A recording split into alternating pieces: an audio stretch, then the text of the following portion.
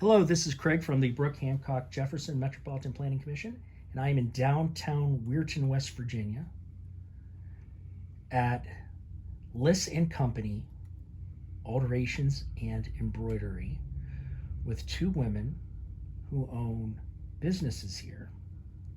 One being Loralea Paugh. She owns Lily's Baking and More, and the other being Melissa Warzynski, who owns Liss and Company.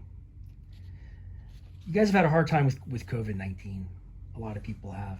You specifically mentioned to me that you guys are having some supply chain issues. So, Loralea, supply chain issues. Talk to me about that.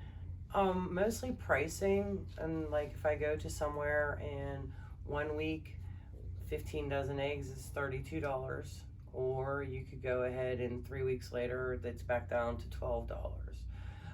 They're saying supply and demand. Pepperoni is another thing, and prices go up and then the prices go down. I'm noticing a lot of that increase, decrease. I'm noticing a lot of taking, if I order something, it's taking longer to get to me than what it used to get to me. Like it would get to me in a week. Sometimes now I have to wait up to 3 weeks to get my supplies that I need. So it's adjusting that.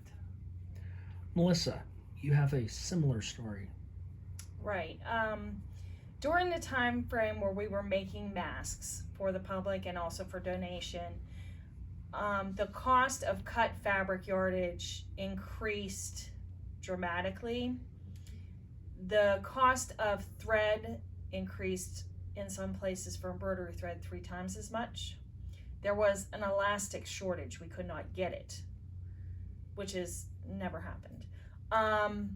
Also shipping on t-shirts, polos, embroidery, blank items. Sometimes we could not replenish our stock. We're waiting 3 months on orders to come in, being shipped from overseas, and some warehouses closed.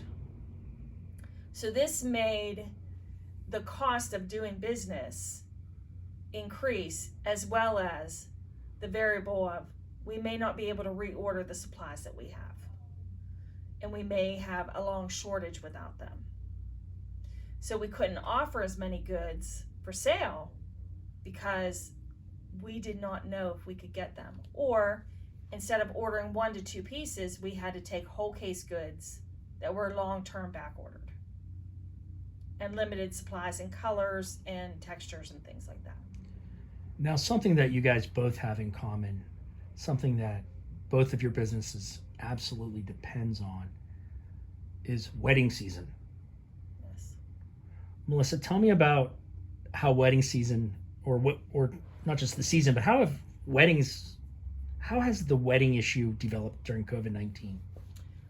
A lot of weddings were postponed. So folks that had weddings in the spring were somewhat postponed till the fall, or some weddings were canceled 2 and 3 different times because venue closings. Also the tri-state area, you may live in Weirton, but your wedding venue could have been in Ohio and Pennsylvania, and you would have been locked out or challenged by the individual county and state rules that limited the amount of people allowed to gather. So that posed a problem. Some weddings were canceled. Some showers, for example, that should have been inside had to be held outdoors. Some weddings had to be held outdoors that were essentially 200 and 300 people weddings that are changed to a 20-person wedding held outdoors. Loralea, what kind of a hit have you taken because of the wedding situation during COVID-19? It was a big hit. I had a lot of wedding orders, and then when March came around and changing, I had canceled orders. I had graduation parties canceled. Some, yes, did go ahead and postpone or start back up, and also it went down from a 300 count to only a 20 count. So the cakes are smaller, less cupcakes.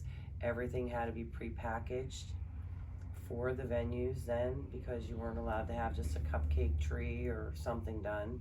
Everything had to be individually wrapped. And yeah, that put a hardship on us.